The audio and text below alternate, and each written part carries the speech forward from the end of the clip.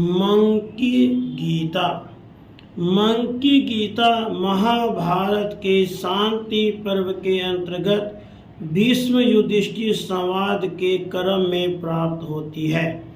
इसमें मंकी नामक एक प्राचीन मुनि का रोचक एवं शिक्षाप्रद आख्यान वर्णित है, जिसके माध्यम से कामना, विशेषकर धन की तृष्णा को ही सभी दुखों का मूल तथा कामना के त्याग को ही सुख का हेतु बताया गया है।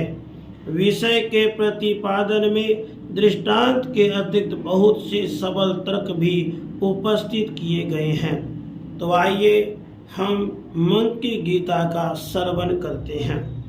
युधिष्ठिर जी ने पूछा, दादाजी, यदि कोई मनुष्य धन की तृष्णा से ग्रस्त होकर तरह तरह के उद्योग करने पर भी धन ना पा सके तो वह क्या करे जिससे उसे सुख की प्राप्ति हो सके।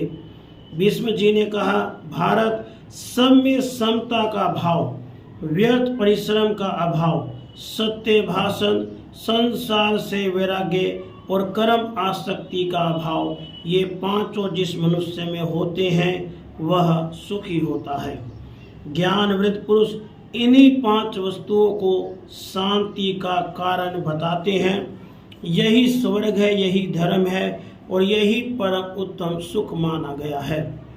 युधिष्ठिर इस विषय में जानकार पुरुष एक प्राचीन इतिहास का उदाहरण दिया करते हैं।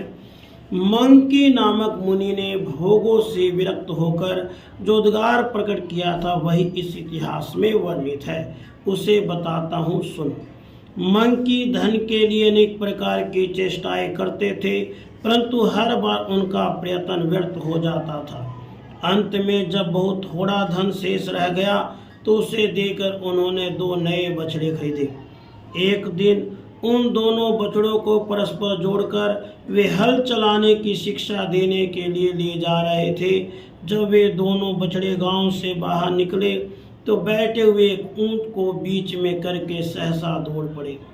जब वे उसके गर्दन के पास पहुंचे तो ऊंट के लिए यह असह्य हो उठा। वह रोष में भरकर खड़ा हो गया और उन दोनों बछड़ों को ऊपर लटकाए हुए बड़े जोर से भागने लगा।